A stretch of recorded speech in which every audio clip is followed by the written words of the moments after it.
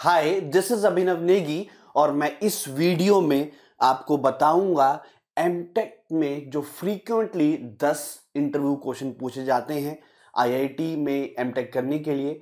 ऐसे 10 क्वेश्चंस जो फ्रीक्वेंटली पूछे जाते हैं और उनके जवाब। उम्मीद करता हूं आपको ये क्वेश्चंस पसंद आएंगे और आप इनसे बेनिफिट भी लेंगे और अपने बाकी दोस्तों को भी शेयर कर सकते हैं ये वीडियो, ताकि वो भी जब भी कभी एमटेक का इंटरव्यू दें तो इन क्वेश्चन से एक बार रूबरू हो लें। ओके दोस्तों, मेरा नाम है Abhinav Negi, having 10+ years of teaching experience, done my MTech from IIT Delhi और इंडिया रैंक 164 इन 2012। ये इतने सारे सब्जेक्ट्स हैं जिनसे मैं डील करता हूं।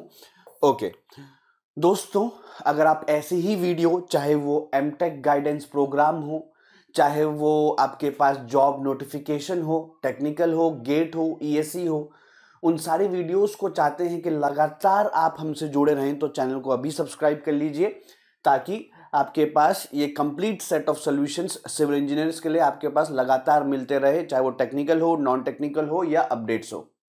आप में से टेलीग्राम पर भी जुड़ सकते हैं, सिविल बाय अभिनव सर पर।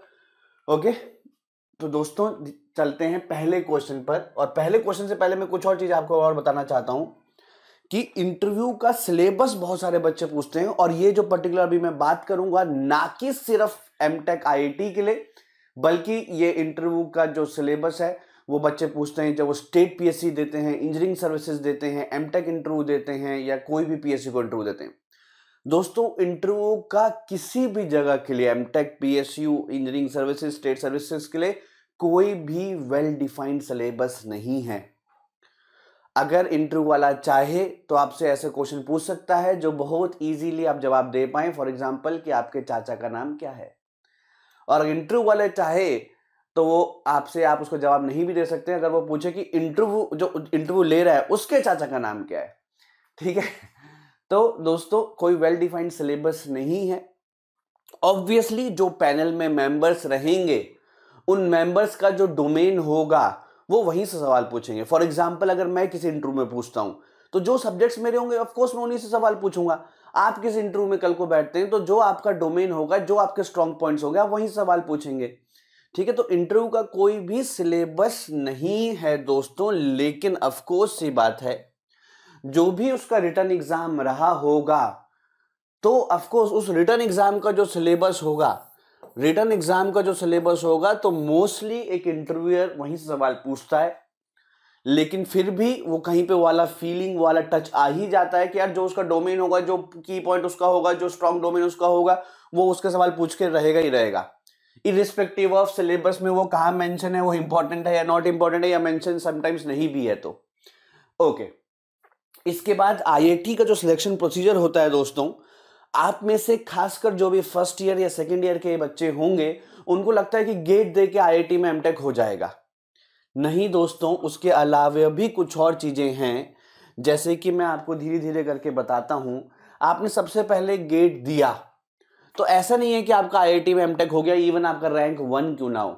उसके बाद कुछ और भी प्रोसीजर होते हैं, जैसे कि कुछ आईआईटीज उसके बाद रिटर्न टेस्ट लेता है। जैसे मैंने खुद आईआईटी बॉम्बे में स्ट्रक्चर्स और ट्रांसपोर्टेशन का रिटर्न टेस्ट दिया था। उस समय पे वो 40 मार्क्स का होता था, सब्जेक्टिव होता था। ओके, ये 40 मार्क्स और सब्जेक्टिव होना कोई फिक्स नहीं है। हो सकता है आईआईटी कानपुर अपनी 8 ब्रांचों में से सिर्फ 3 के लिए रिटर्न टेस्ट लेता हो, 2 के लिए वो, बाकी 5 के लिए वो इंटरव्यू लेता हो डायरेक्ट। ठीक है, तो और कितने मार्क्स का होगा ये भी आईआईटी टू आईआईटी डिपेंड करेगा, वो कोई सिंपल फिक्स क्राइटेरिया नहीं होता है। तो पहली बात तो गेट देने के बाद कंपलसरी नहीं है कि आपका आईआईटी हो जाए, आपको रिटर्न टेस्ट देना पड़ेगा। कुछ आईआईटीज में, कुछ ब्रांचेस में, जैसे आईआईटी बॉम्बे में उस समय पे 2 ब्रांचेस पे रिटर्न टेस्ट होता था, बाकी सारी ब्रांचेस के लिए इंटरव्यू। ठीक है, और फिर आपको देना होगा इंटरव्यू। अगर आपने रिटर्न गेट क्वालिफाई कर दिया तो फिर उसको रिटर्न टेस्ट देना पड़ेगा। रिटर्न टेस्ट देने के बाद आप फिर रिटर्न टेस्ट क्वालिफाई कर लिया तो फिर इंटरव्यू देना पड़ेगा। लेकिन कुछ जगह पर रिटर्न टेस्ट नहीं होता है, गेट के बाद डायरेक्टली आपको इंटरव्यू देना पड़ेगा। गेट के बाद डायरेक्टली इंटरव्यू। ठीक है, वो डिपेंड करता है कि कौन सा आईआईटी है, कौन सी ब्रांच है। और हर एक आईआईटी बॉम्बे में भी कोई चीजें होंगी, जैसे जियोटेक का मैंने दिया था आईआईटी बॉम्बे पे, तो गेट के बाद डायरेक्टली इंटरव्यू था उसमें। लेकिन आईआईटी बॉम्बे में ही स्ट्रक्चर्स और ट्रांसपोर्ट के लिए मैंने रिटर्न टेस्ट दिया, वो क्वालिफाई किया, फिर इंटरव्यू दिया। ऑल्दो मैंने फाइनल सिलेक्शन आईआईटी दिल्ली में लिया, घर के पास था। ठीक है, तो आपके पास रिटन टेस्ट होगा, इंटरव्यू होगा, लेकिन दोस्तों इन सारी चीजों में कुछ एक्सेप्शंस भी हैं। जैसे कि एक्सेप्शन नंबर 1, जो लड़का बीटेक आईआईटी से ही है, हो सकता है कि वो गेट ना भी दे, अगर उसका कुछ 8 CGPA ऐसा कुछ होता है, अगर वो क्लियर उससे ज्यादा हो तो डायरेक्टली वो एमटेक कर सकता है। आप अपने कॉलेज से एमटेक कर सकते हैं ना, बीटेक के बाद डायरेक्टली एमटेक कर लिया, चाहे गेट नहीं भी दिया है, अगर आपके कॉलेज में एमटेक है तो। उसी तरीके से अगर आईआईटी का कोई लड़का बीटेक है तो उसको कुछ मिनिमम मार्क्स चाहिए होते हैं, 8 CGPA और समथिंग लाइक दैट, तो डायरेक्टली वो एमटेक कर सकता है विदाउट गेट भी। अच्छा, दूसरा एक्सेप्शन क्या है, कुछ आईआईटीज हैं जैसे कि रुड़की, तो रुड़की में ये सब रिटन टेस्ट वाला कोई बवाल नहीं है भाई, रिटन टेस्ट इंटरव्यू कुछ नहीं है, गेट स्कोर डायरेक्टली आपके पास, गेट स्कोर के बाद आपके पास सिलेक्शन हो जाएगा रुड़की में। ठीक है, तो जिस दिन एक बच्चे का रिजल्ट आता है, उसका रैंक 1 आता है ना, तो उस दिन वो ये क्वालिफाई कि भाई रुड़की में मेरे को मनपसंद स्पेशलाइजेशन मिलेगा। बाकी के लिए वो 100% गारंटी नहीं दे सकता, क्योंकि बाकी के लिए कुछ प्रोसीजर्स होंगे, लेकिन हाँ आईआईटी रुड़की के लिए आप वो डायरेक्टली कह सकते हैं कि भाई हो गया मेरा काम, क्योंकि यहाँ पे कोई रिटन टेस्ट या इंटरव्यू नहीं होता है। और ये जो चीजें हैं ये साल भर वेरी करती हैं। ओके, ये साल भर वेरी करती हैं, जैसे कि आपके पास ये वाला और ये वाला लगभग हर साल कांस्टेंट है, लेकिन हो सकता है कभी कभी खड़गपुर या गुवाहाटी भी विदाउट रिटन टेस्ट या इंटरव्यू डायरेक्ट सिलेक्शन दे दे। जैसे कोविड के समय पर जब ट्रैवलिंग अलाउड नहीं था या सारे यातायात के साधन बंद थे, उस समय पर बहुत सारे आईआईटीज ने डायरेक्टली ये रुड़की वाला काम किया था भाई, कि डायरेक्टली हम आपके पास गेट स्कोर के बाद आपको दे देंगे आपकी seat on the basis of only get score, ये कुछ नहीं। तो अभी मैंने फिक्स वाली चीजें लिख दी है जो हर साल रहती है, लेकिन कुछ वेरिएशन साल भर भी आते हैं। ओके, इसके बाद हाउ टू चूज ऑप्शंस। देखो, खासकर सिविल इंजीनियर्स के लिए मैं आपको बताता हूं कि फर्स्ट ऑप्शन आमतौर पर मैक्सिमम इंजीनियर्स का स्ट्रक्चर रहेगा, सेकंड इन तीनों में से कोई रहेगा, जियोटेक, ट्रांसपोर्टेशन, सीपीएम। अगर मैं आज से 7-8 साल पहले की बात करूं तो जियोटेक लोग पहले भर देते थे, लेकिन पिछले 3-4 सालों में लोगों ने ट्रांसपोर्टेशन और सीपीएम पहले भर देना स्टार्ट कर दिया और जियोटेक उसके बाद। लेकिन हाँ, दिस इज द फर्स्ट, इसके बाद ये सेकंड है। इन तीनों में से कोई, कभी ये ऊपर रह रहता है, कभी ये ऊपर रहता है। आजकल ट्रांसपोर्टेशन और सीपीएम थोड़ा सा ऊपर है। ओके, फर्स्ट ये, फिर सेकंड इन तीनों में से कोई, उसके बाद फोर्थ आ जाएगा एक तरीके से 1 2 3 4, उसके बाद फिफ्थ आ जाएगा आपके पास इनमें से कोई, फिर फिफ्थ और सिक्स्थ इनमें से कोई, फिर सेवंथ के बाद ये वाली चीजें। और ये देखो, ये रॉक है, जरूरी नहीं कि हर आईआईटी में, आईआईटी दिल्ली में रॉक मैकेनिक्स है, लेकिन हो सकता है किसी और आईआईटी में ना हो। आईआईटी मद्रास में ओशन इंजीनियरिंग है, लेकिन आईआईटी दिल्ली में नहीं है। तो ये सब चीजें, ये जो शुरुआत की मैंने आपको बताई, ये हर जगह हर आईआईटी में अवेलेबल है, लेकिन ये किसी किसी में है। रिमोट सेंसिंग किसी किसी में है, किसी में नहीं है। ठीक है, तो आमतौर पे आपका फर्स्ट ऑप्शन होना चाहिए ये, फिर ये, फिर ये, फिर ये। लेकिन इसमें भी कुछ एक्सेप्शंस हैं, सुनो अब एक के बाद एक। दोस्तों, आपके पास जॉब हर चीज में है। किसी बच्चे को ओशन इंजीनियरिंग बहुत पसंद है, जीपीएस जीआईएस बहुत पसंद है, तो हो सकता है उसके लिए ये फर्स्ट हो भाई। किसी को टनलिंग में ही जाना है, मेरे को कोई मतलब नहीं है इंजीनियरिंग सर्विसेज से, मेरे को टनलिंग ही बनाना है, टनल ही बनाना है। मतलब जब बचपन से पैदा हुआ था मैंने, तो वो बॉलीवुड मूवी देखी थी जिसमें सुरंग फाड़ के वो रास्ता बना रहे थे, तो ऑफकोर्स उसके लिए रॉक मैकेनिक्स फर्स्ट ऑप्शन हो जाएगा।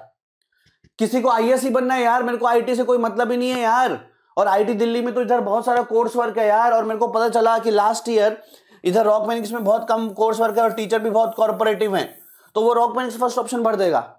तो डिपेंडिंग अपॉन उसकी चॉइस, किसी का चॉइस ही टनल बनाने का है, डिपेंडिंग अपॉन कि मेरे को बनना ही इंजीनियरिंग सर्विस है, मेरे को करना ही तैयारी है, और यहाँ पे बहुत कम कोर्स वर्क है, तो आपका ब्रांच किसी का ये पहले, ये बाद में और ये लास्ट भी हो सकता है। लेकिन आमतौर पर placement point of view, demand point of view, ये ऑप्शन होता है, लेकिन किसी की चॉइस के हिसाब से वो चेंज हो सकता है। That is same like B Tech के बाद बहुत सारे बच्चे कंप्यूटर साइंस बढ़ते हैं, प्लेसमेंट अच्छा है, अपॉर्चुनिटीज अच्छी हैं, लेकिन किसी बंदे को बनना ही यार, मेरे को तो भोकाल चाहिए, पावर चाहिए, आईएएस ऑफिसर बनना है, तो वो सिविल भी पहले भर सकता है, बढ़ते हैं बहुत सारे बच्चे। ओके, फिर देखो, इन सब चीजों में डिटेल सेशन में लेके आएंगे बाद में, हम लेके आएंगे बाद में ऑप्शंस और ये ब्रांच वर्सेस कॉलेज में, ये सारी चीजें लेके आएंगे। ओवरव्यू आपको बता देता हूं, यदि आपको उसके बाद अपने एमटेक के बाद कोई प्राइवेट जॉब करना है, कंसल्टेंसी आपको खोलनी है, ओके, आपको पीएचडी करनी है, तो फिर आपके लिए ब्रांच थोड़ा सा ज्यादा इंपॉर्टेंट है। क्यों आपको पीएचडी करनी है, आप एकेडमिक्स से जाना चाहते हैं, तो कोई पर्टिकुलर टॉपिक आपका होगा ना जो आपको पसंद होगा, तो फिर आपके लिए ब्रांच इंपॉर्टेंट है। प्राइवेट जॉब के लिए ब्रांच इंपॉर्टेंट है कि इस ब्रांच में मैं जॉब करना चाहता हूं, ये इस जॉब में इस चीज में मैं कंसल्टेंसी करना चाहता हूं। हाँ, लेकिन कोई ऐसा बच्चा है कि बस मेरे को पढ़ाना है, मेरे को पीएचडी करनी है, आईआईटी में एनआईटी में पढ़ाना है, कोई भी सब्जेक्ट पढ़ा लूंगा, तो फिर ठीक है, वो दोनों का कॉम्बिनेशन देख सकता है। लेकिन किसी को नहीं, मेरे को इसी चीज में कंसल्टेंसी करनी है, मेरे को इसी वाली चीज में, स्ट्रक्चर वाले में या ट्रांसपोर्टेशन वाले में जॉब करनी है, या मेरे को इसी चीज में मेरे को पढ़ाना है बच्चों को, तो उसके लिए ब्रांच इंपॉर्टेंट है। लेकिन किसी बच्चे के लिए कोई ऐसा चीज वो करने वाला है आगे जाके, वो एडमिनिस्ट्रेटिव सर्विसेज में जाने वाला है आगे जाके, या वो इंजीनियरिंग सर्विसेज आगे देने वाला है आगे जाके, तो उसके लिए फिर कॉलेज इंपॉर्टेंट है। उसको अपना प्रोफाइल बिल्डिंग करना है, उसको अपना प्रोफाइल बिल्डिंग करना है, तो उसके लिए कॉलेज इंपॉर्टेंट है। भाई मेरे को इंजीनियरिंग सर्विसेज करना है, तो मेरे को ऐसा कॉलेज देखना है कि जहां पर एक माहौल मिले, जैसे कि आईआईटी दिल्ली, आईआईटी रुड़की और आईआईटी बीएचयू। इंजीनियरिंग सर्विसेज वाला माहौल उसको आईआईटी मद्रास में नहीं मिलेगा, वहां पे उसको प्राइवेट जॉब वाला माहौल मिलेगा। ओके, तो किसी को ईएससी करना है, एडमिनिस्ट्रेटिव जॉब में जाना है, तो फिर ब्रांच से कोई मतलब ही नहीं है, तो मेरे को जो बेस्ट कॉलेज रहेगा, मेरा प्रोफाइल बिल्ड होगा वहां से भाई। तो इन चीजों पे डिपेंड करता है। फिर भी अगर आप मेरी बात माने तो बेस्ट मैं स्लाइटली एज कॉलेज को देता हूं, हमेशा मैं स्लाइटली एज कॉलेज को देता हूं, क्योंकि आपके सामने भी कोई आईआईटी का टीचर आएगा, आईआईटी का बंदा आएगा, तो आप उसका ब्रांच बहुत ज्यादा नहीं चेक करोगे। ठीक है, आईआईटी का है यार, आईसी का है यार, ओके। फिर अगर कोई आपके पास एनआईटी का, अगरतला या एनआईटी, में तो बेस्ट एनआईटी कह देता हूं, वारंगल, त्रिची, इलाहाबाद, है ना, इसका आपके पास स्ट्रक्चर वाला भी आ गया ना, तो आपके मन में जो पहला थॉट आता है आमतौर पर वो यही आता है कि यार इसको आईआईटी नहीं मिला इसलिए एनआईटी में गया। आप उसका स्ट्रक्चर ब्रांच नहीं देखते हैं, इसीलिए मैं थोड़ा सा एज कॉलेज को दूंगा, लेकिन ये पर्सन टू पर्सन वेरी कर सकता है। अब आते हैं हम अपने 10 क्वेश्चंस पर, एक एक करके। पहला क्वेश्चन जो आमतौर पर पूछा जाता है, जियोटेक के इंटरव्यू में पूछा जाएगा, वो होता है कि क्विकसैंड कंडीशन और लिक्विफेक्शन में डिफरेंस क्या होता है। जी हां, क्विकसैंड कंडीशन और लिक्विफेक्शन में डिफरेंस क्या होता है। दोनों में ही, क्विकसैंड हो या लिक्विफेक्शन हो, दोनों में ही आपके पास नेट इफेक्टिव स्ट्रेस हो जाता है 0, जिसका मैंने शॉर्ट वीडियो भी बनाया था थोड़े दिन पहले, छत्तीसगढ़ में जब गया हुआ था, छत्तीसगढ़ से मैंने आपको प्रैक्टिकल करके दिखाया था। इफेक्टिव स्ट्रेस नेट होता है 0, लेकिन मतलब पार्टिकल्स एकदम फ्लोटिंग कंडीशंस पे आ जाते हैं, कोई स्ट्रेस नहीं ले पाएंगे। लेकिन क्विकसैंड कंडीशन में इफेक्टिव स्ट्रेस होता है 0 due to upward seepage. Upward seepage के कारण इफेक्टिव स्ट्रेस 0 होता है, और डिटेल में डेरिवेशन में नहीं जा रहा हूं मैं इस समय। और लिक्विफेक्शन में यह होता है due to dynamic forces such as earthquake, dynamic forces such as earthquake. यहां पे अपवर्ड सीपेज हो रहा है, यहां पे आपके पास अर्थक्वेक से वेव्स आ रही है ऊपर, उसके कारण नेट इफेक्टिव स्ट्रेस 0 होता है। ओके, इसके बाद एक मैं नॉन टेक्निकल क्वेश्चन पूछ रहा हूं दोस्तों, और मैं नॉन टेक्निकल क्वेश्चंस इस वाले में वही रखे हैं जो मेरे से भी पूछे गए थे जब मैंने आईआईटी दिल्ली का जियोटेक का इंटरव्यू दिया था, फाइनल मेरा सिलेक्शन भी हुआ था वहां पर। तो although most of the times 80% आपसे टेक्निकल क्वेश्चंस ही पूछे जाएंगे, लेकिन कभी कभी नॉन टेक्निकल क्वेश्चंस भी वो पूछता है, और मैंने वही नॉन टेक्निकल क्वेश्चंस यहां पे रखे हैं जो मेरे से 2012 में आईआईटी दिल्ली में जियोटेक के पैनल ने पूछे थे। कि आपके पास, मेरे से पूछा था कि सॉइल मैकेनिक्स के 5 बुक्स बता दो, मैं 3 ही बता पाया था। तो आप जिसका भी आप देने वाले हैं, एमटेक वाटर रिसोर्सेज एनवायरनमेंट, जिसका भी देने वाले हैं, उसके कम से कम थोड़ा सा कि 5 बुक्स कौन सी हैं उसकी, ये सब चीजें, उससे कौन कौन सी इंडस्ट्रीज में आपका प्लेसमेंट हो सकता है, वो सब चीजें थोड़ी सी जान के जाइएगा। ओके, नेक्स्ट क्वेश्चन दोस्तों, आपका क्वेश्चन नंबर 3। ज्यादा स्टेबल स्ट्रक्चर्स में ये क्वेश्चन पूछ सकता है, पूछता भी है अमूमन तौर पर, ज्यादा स्टेबल स्ट्रक्चर कौन सा होता है। यूजुअली शब्द लगाया है, यूजुअली शब्द लगाया है। ओके, नहीं तो हो सकता है कि एक पिन सपोर्ट का लगातार आप कंटिन्यूस बीम बना दो, तो है तो वो पिन सपोर्ट ही, फिक्स जितना मजबूत नहीं होगा, लेकिन हो सकता है इंडिटरमिनेट हो। दोस्तों सुनना एक बात ध्यान से, जिस स्ट्रक्चर में जितने ज्यादा रिएक्शंस होंगे, मोर नंबर ऑफ रिएक्शंस, जितने रिएक्शंस ज्यादा होंगे किसी भी स्ट्रक्चर में, वो उतना ही स्टेबल होगा, क्योंकि उसमें ज्यादा रिएक्शंस हैं एक्सटर्नल फोर्सेस को काउंटरैक्ट करने के लिए। ज्यादा नंबर ऑफ रिएक्शंस हैं भाई, वो मूवमेंट भी लगा रहा है, वो ये भी लगा रहा है, वो भी लगा रहा है, सब जगह से लगा रहा है। ज्यादा नंबर ऑफ आपके पास, उसके पास रिएक्शंस हैं 3 यहां पे 3 यहां पर काउंटरैक्ट करने के लिए। और अगर कोई डिटरमिनेट स्ट्रक्चर है आपके पास ऐसा, यहां पे 2 यहां पे 1, 2D की बात कर रहा हूं, तो उसके पास ज्यादा नंबर ऑफ रिएक्शंस नहीं है। ये मूवमेंट भी बता सकता है, ये ऐसा वाला फोर्स बता सकता है, ऐसा वाला भी बता सकता है, लेकिन ये यूजुअल तौर पर है। यूजुअली जितने ज्यादा नंबर ऑफ रिएक्शंस होंगे उतने मतलब उसके पास ताकत है गुंडों से, एक्सटर्नल फोर्सेस से बचने के लिए। ये है भाई गुंडा, एक्सटर्नल फोर्सेस गुंडे हैं, एक्सटर्नल फोर्सेस गुंडे हैं, उसके पास उतने दोस्त है, रिएक्शंस मतलब दोस्त, उसके बाद उतने सारे दोस्त हैं बचने के लिए। ठीक है, तो आपके पास इनडिटरमिनेट में ज्यादा रिएक्शंस होंगी तो ज्यादा स्टेबल होगा यूजुअली। अच्छा, नेक्स्ट एक कॉमन क्वेश्चंस, ऑफ कोर्स मैं वापस बोल रहा हूं आपको दोस्तों, गेट स्कोर का वेटेज 70% रहता है, इंटरव्यू का वेटेज बहुत कम रहता है। ठीक है, लेकिन आपके पास फिर भी कुछ कुछ क्वेश्चंस वो नॉन टेक्निकल पूछता है, जो मेरे से पूछे थे मेरे समय पे मैंने वो वाले नॉन टेक्निकल क्वेश्चंस यहां पे ले लिए। टेक्निकल मैंने वही लिए जो अमूमन तौर पर फ्रीक्वेंटली पूछता है। नेक्स्ट चीज कि आपका रैंक तो बहुत अच्छा है यार, मेरा 164 था, मेरे से पूछा कि यार आपके जैसे बच्चे जिनका सिमिलर स्कोर होता है वो तो थोड़े दिनों बाद पीएसयू के लिए छोड़ देते हैं। सही बात भी है यार, जिसका पीएसयू में होता है वो 1-2 महीने एमटेक के बाद जैसे ही पीएसयू का ऑफर लेटर आया, जैसे ही पीएसयू की ज्वाइनिंग हुई, एमटेक बहुत सारे लड़के छोड़ देते हैं, तो आप तो छोड़ दोगे।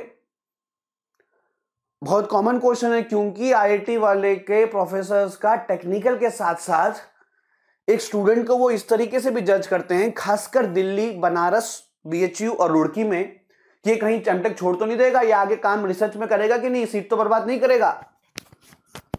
तो आपके पास इसका जवाब क्या होना चाहिए, आपको कुछ उसको इस तरीके से मोल्ड करना है कि आप उसको दिखाओ कि यार मैं तो मतलब एमटेक ही करूंगा और मेरा तो आगे पीएचडी वाला भी प्लान है, क्योंकि वहां पे वर्क लाइफ बैलेंस है, या सर मैं तो इसी वाली ब्रांच में एमटेक करना चाहता था इसलिए मैं यहाँ पे सिर्फ 2 ही ब्रांच अप्लाई करी हैं, या कुछ भी इस तरीके से आप उसको शो करना चाहिए, रिप्रेजेंट करना चाहिए कि यार मेरे को पीएसयू में नहीं जाना है, मेरे को पीएसयू में नहीं जाना। आप उसको किसी तरीके से आप उसको काउंटर करके कोई चीजें बोल सकते हैं, जैसे कि आप उससे ये बोल सकते हैं कि मेरा इसमें प्लेसमेंट हुआ था, मैंने उसको ड्रॉप कर दिया, वो पीएसयू से बेटर कंपनी और बेटर पैकेज मेरे को दे रही थी, वो आपके साइट में जाके चेक नहीं करने वाला कॉलेज का कि आपका वहां प्लेसमेंट हुआ था कि नहीं हुआ था, या हुआ भी हो आपका कहीं पे, तो आपको उस तरीके से उसको काउंटरैक्ट करना है कि आपको उसको शो करना है कि आपका एमटेक में, आपको शो करना है कि आपका एमटेक में ज्यादा रुझान है। वो शो करने के तरीके अलग अलग बच्चे के अलग अलग तरीके से हो सकते हैं। हो सकता है कि आपका जो कॉलेज वाला समर प्रोजेक्ट रहा हो या फाइनल ईयर का जो ट्रेनिंग वाला सीन रहा हो, आपने उसी में करी हो कि सर मैंने को वहां पे वो कोई बाय डिफॉल्ट या रैंडमली नहीं मिला था, मैं इस ब्रांच में करना चाहता था, इसीलिए मैंने उसका पर्टिकुलर उसी चीज में टॉपिक लिया रिसर्च अपने एमटेक के समय, ट्रेनिंग के समय। ओके, नेक्स्ट क्वेश्चन, हाईवे क्यों कहते हैं यार रोड्स को? हाईवे क्यों कहते हैं? किसी ने सोचा हाईवे क्यों कहते हैं? दोस्तों, आपके पास जनरली जो रोड होती है, जो कैरेज वे होता है आपके पास, वो जनरली जो ग्राउंड लेवल होता है उससे ऊपर होता है। हाईवे, हाईवे, हाईवे, वे मतलब रास्ता, वे मतलब रास्ता, तो जनरली ग्राउंड लेवल से थोड़ा सा हाइट पे होता है। आपके पास जितने भी कोई अच्छे हाईवे होंगे ना, वो ग्राउंड लेवल से थोड़ा सा हाइट पे होंगे, क्योंकि जब पानी आए, क्योंकि जब आपके पास पानी आए, रेन आए, तो पानी ड्रेन ऑफ हो सके। ओके, अगर ग्राउंड लेवल और रोड एक ही लेवल पे होंगे तो ग्राउंड में जो पानी इकट्ठा होगा, ग्राउंड में जो पानी इकट्ठा होगा वो आपके पास रोड पे भी चल जाएगा। इसलिए हाईवे, वे मतलब रास्ता लोगों के जाने का, वो हाईवे थोड़ा सा ऊपर बनाया जाता है। ओके, हाई, इसलिए उसको हाईवे कहते हैं। नेक्स्ट, जैसे कि मैं जियोटेक के लिए देने गया था तो मेरा सेकंड ऑप्शन था, फर्स्ट स्ट्रक्चर था। तो हमेशा वो आपसे पैनल वाला पूछेगा कि यार आपका तो सेकंड ऑप्शन है आप जिसमें इंटरव्यू दे रहे हैं, फर्स्ट तो आपका दूसरा कोई था, स्ट्रक्चर था, या यार आपका तो एनवायरनमेंट थर्ड ऑप्शन है, फिफ्थ ऑप्शन है, फर्स्ट तो आपका स्ट्रक्चर था, तो यार आपने ये क्यों भरा? मतलब आप तो इसमें नहीं लेना चाहते हैं, आपको तो किसी और आईआईटी में स्ट्रक्चर्स मिल गया तो आप चले जाओगे।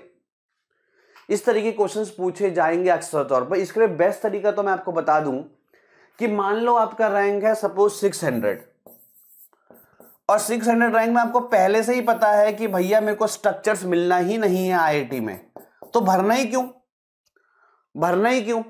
आप हमेशा वही ब्रांचेस भरो जो आपकी रैंक के हिसाब से आपको मिल सकता है, ताकि जिससे आपका इंटरव्यू कॉल आए वो आपकी एटलीस्ट सेकंड या थर्ड ब्रांच हो, ना कि 8th और 9th। पता चला आपका रैंक 1200, आपने भर दिया पहले स्ट्रक्चर, फिर ट्रांसपोर्ट, फिर जियोटेक, फिर कंस्ट्रक्शन प्लानिंग मैनेजमेंट, फिर एनवायरमेंट, फिर आपने भर दिया वाटर रिसोर्सेज, फिर रॉक भर दिया। कॉल आया आपको रॉक से, जहां से आपको पता था कि यहां से तो कॉल वैसे भी नहीं आना। तो ऑप्शन बेटर किया वहां पे ये सवाल आपसे पूछा जाए कि भैया आपका ये 8वां या 7वां ऑप्शन क्यों है, तो आप बेटर है कि ये सब भरे ही ना, आपको पहले ही पता मिलना नहीं, आप उसका पहला या दूसरा ही ऑप्शन रहने दें उसको, ठीक है। और दूसरा ऑप्शन अब कहेंगे सर दूसरा हुआ, तो तब आपको बोलना है कि ठीक है सर मैं दोनों में इक्वली अपॉर्चुनिटी हूं, लेकिन क्योंकि आईआईटी आपका वाला जो भी आईआईटी है वो ज्यादा बेटर है, तो मेरे को इन दोनों में से जो भी मिलेगा मैं वो यहाँ पे प्रेफर करना चाहूंगा, क्योंकि मैंने यहाँ पे सुना है कि काफी ज्यादा एकेडमिक रिसर्च की जाती है। रिसर्च को आपको फोकस करना है, क्योंकि हमेशा वो आपकी रैंक और नॉलेज के साथ ये भी देखना चाहते हैं कि आप छोड़ने तो नहीं वाले हो सीट भाई। Okay, phi index W index से बड़ा कौन क्यों होता है? बहुत सारे बच्चे बहुत सारी बुक्स का एक आंसर देते हैं, क्योंकि यहाँ पे इनिशियल लॉसेस को भी इन्फिल्ट्रेशन लेते हैं। ये आंसर सही है लेकिन प्राइमरी रीजन नहीं है, बुक में भी यही रीजन दे रखा है, गलत है। गलत तो नहीं कह रहा हूं कि ये प्राइमरी रीजन नहीं है। फाई इंडेक्स को क्योंकि जो आपके पास लॉसेस होते हैं उसको भी मैं इन्फिल्ट्रेशन लेता हूं, फाई इंडेक्स बड़ा है इसलिए बड़ा है, ये बुक में बोल देते हैं लोग, बोल देते हैं, but that is answer but not the primary answer. Primary answer क्या होता है कि फाई इंडेक्स भाई उन पीरियड्स का एवरेज है जिन पीरियड्स में रेनफॉल एक्सेस हुई है, जिनमें ज्यादा बारिश हुई है, तो ये ज्यादा वाले का एवरेज है, तो ये हमेशा बड़ा ही होगा। क्योंकि आपने जितने भी क्वेश्चन दिए, ध्यान देना एक बात को, आपने जितने भी क्वेश्चंस दिए हैं उनमें कभी भी इनिशियल लॉस दे ही नहीं रखा था, तब भी आपका फाई इंडेक्स बड़ा आता था, तब भी आपका फाई इंडेक्स बड़ा आता था। तो मेजर रीजन है क्योंकि ये बड़े वाले पीरियड्स का एवरेज है, ये सारे पीरियड्स का एवरेज है तो छोटा ही होगा। जैसे कि भाई मैं अपने 12th के रियल मार्क्स लिखता हूं, आप चेक भी कर सकते हैं सीबीएसई की साइट से, रोल नंबर 6249-134 2007। इसमें आप चेक कर सकते हैं मेरे जो मार्क्स थे वो थे फिजिक्स में 74, केमिस्ट्री में 74, इंग्लिश में पता नहीं कैसे 76 आ गए, कंप्यूटर साइंस में 80, इंफॉर्मेशन प्रैक्टिस में 89 और मैथ्स में 100। अब मेरे डिस्टिंक्शन सब्जेक्ट्स का एवरेज हमेशा ज्यादा ही होगा टोटल सब्जेक्ट के एवरेज से। डिस्टिंक्शन सब्जेक्ट्स का एवरेज मेरे टोटल सब्जेक्ट के एवरेज से, डिस्टिंक्शन सब्जेक्ट्स का एवरेज मेरे टोटल सब्जेक्ट के एवरेज से ज्यादा ही होगा। तो टोटल का एवरेज इज W और डिस्टिंक्शन वाला 5 वो हमेशा बड़ा ही होगा, या इक्वल टू किस केस में होगा? लड़कियों के केस में, या कुछ ऐसे लड़कों के केस में जो सबके 90 से सबसे 90 सब में 90 से ऊपर ही आ गए। तो सब पांचों सब्जेक्ट्स का एवरेज भी वही और डिस्टिंक्शन का एवरेज भी वही। जैसे कि ना आपके पास मैं यहां पे टाइम लिखूं और मैं यहां पे लिखूं रेनफॉल इंटेंसिटी, तो आपका ऐसे बारिश हुई, फिर ऐसे हुई, फिर ऐसे हुई, फिर ऐसे हुई, फिर ऐसे हुई। सपोज आपके पास ये था एवरेज इन्फिल्ट्रेशन, है ना, तो यहां से नीचे पानी इन्फिल्ट्रेट हुआ है, ऊपर रन ऑफ है। भाई ये पानी रन ऑफ है जो ऊपर हुआ है, जो धरती के ऊपर है, और नीचे वाला सारा इन्फिल्ट्रेशन है। ये A1, A2, A3, A4 infiltration. तो फाई इंडेक्स क्या है ना, फाई इंडेक्स है सिर्फ रेनफॉल एक्सेस वाला पीरियड, जहां पे रेनफॉल एक्सेस हुई है, A1, A3 upon A5 upon इनका टाइम, सिर्फ इस ये वाला एवरेज जहां पे रेनफॉल एक्सेस हुआ है। और डब्ल्यू इंडेक्स क्या है? सारा A1 plus A2 plus A3 plus A4 plus A5 upon total time. तो भाई T3 plus T4 plus T5। तो भाई अगर ये बड़े वाले चीजों का एवरेज है ना, तो ये बड़ा ही होगा डिस्टिंक्शन वालों का। That is the primary reason, this is also reason but secondary reason. Okay, question number 8, tape और टेक्योमीटर दोनों से ही डिस्टेंस नापी जाती है। टेप से भी टेक्योमीटर से भी, तो ज्यादा अच्छा कौन सा है? ज्यादा अच्छा कौन सा है? सर्विंग से रिलेटेड किसी भी ब्रांच में पूछ सकते हैं, वो चाहे जीपीएस, जीआईएस हो, रिमोट सेंसिंग हो। ज्यादा अच्छा कौन सा है? तो दोस्तों इसका थोड़ा ट्रिकी आंसर है। आपके पास जहां पे भी प्लेन ग्राउंड होगा वहां पे टेप बेटर है, टेप इज बेटर। लेकिन कहीं पे अनड्यूलेटेड ग्राउंड है तो यहां से टेप से सही से नहीं नाप पाओगे, या कहीं पे ग्राउंड पे वेजिटेशन, आलू के पौधे, मूली के पौधे, गाजर, जो भी छोटे छोटे होते हैं, घास वास है, तो वहां पे टेप से बेटर रिजल्ट नहीं आएगा। वहां पे हवा पे काम चलने दो, वहां पे हवा पे काम चलने दो, दैट इज टेक्योमीटर। ठीक है, क्यों टेक्योमीटर में यहां पे कुछ कर ही नहीं रहे हो आप, लेकिन यहां की डिस्टेंस आ जा रही है। तो प्लेन ग्राउंड में टेप बेटर है, लेकिन अनड्यूलेटेड ग्राउंड में आपके पास टेक्योमीटर बेटर है। ओके, अच्छा, हम पहले से हमेशा रेजिंग ऑफ बेड लेवल क्यों की जाती है भाई? आपने जितने भी क्वेश्चन किए हमेशा रेजिंग ऑफ बेड लेवल किया कि पानी का प्रोफाइल कैसे चेंज होगा। यहां y1 दे रखा है, यहां आपसे y2 पूछा है, कभी आपने लोअरिंग में क्यों नहीं किया भाई? ये वाला क्वेश्चन क्यों नहीं किया कभी? या किया भी होगा तो उसमें फिर कुछ विड्थ की चेंज आ रही होंगी। अमूमन तौर पे नहीं किया, द बेटर शब्द शुड बी अमूमन तौर पे नहीं किया, क्योंकि भाई जो भी चोकिंग कंडीशन होगी वो हमेशा रेजिंग ऑफ बेड लेवल पे ही होगी। जो भी चोकिंग कंडीशन होगी वो हमेशा रेजिंग ऑफ बेड लेवल पे ही होगी। अगर मैं डिस्चार्ज और स्पेसिफिक एनर्जी का ग्राफ आपके सामने बनाऊं तो यहां पे एनर्जी सपोज E1 है और यहां पे E2 है, तो E2 तो कम होता है, E2 कम है, तो कम होते होते और कम, और हम बड़ा और कम, तो यहां पे चोकिंग कंडीशन आ सकती है क्योंकि E2 इससे पीछे नहीं जा सकता।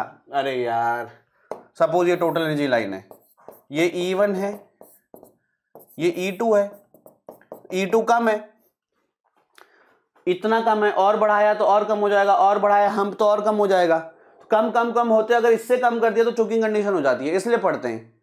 लोअरिंग और बेड लेवल में अगर आपके पास टोटल एनर्जी लाइन ये है तो ये E1 है, ये E2 बड़ा है, तो E2 अगर बड़ा है तो ये तो E2 आगे होगा, और आगे ये ग्राफ कहां तक जाता है? आगे ग्राफ कहां तक जाता है? इन्फिनाइट तक, एसिम्प्टोट। तो आगे तक ग्राफ जाता रहेगा जाता रहेगा जाता रहेगा, पॉइंट मिलते रहेंगे, y2 मिलता रहेगा, कभी चोकिंग कंडीशन नहीं होगी। और ये सब क्यों पढ़ना यार टेक्निकल? थोड़ा खुद ही देखो, पानी को नीचे जाने में क्या दिक्कत है? पानी को नीचे जाने में क्या दिक्कत है? ऊपर जाने में दिक्कत होगी यार, इतना टेक्निकल में कहां जा रहे हो? तो ये था हमारा क्वेश्चन नंबर 9।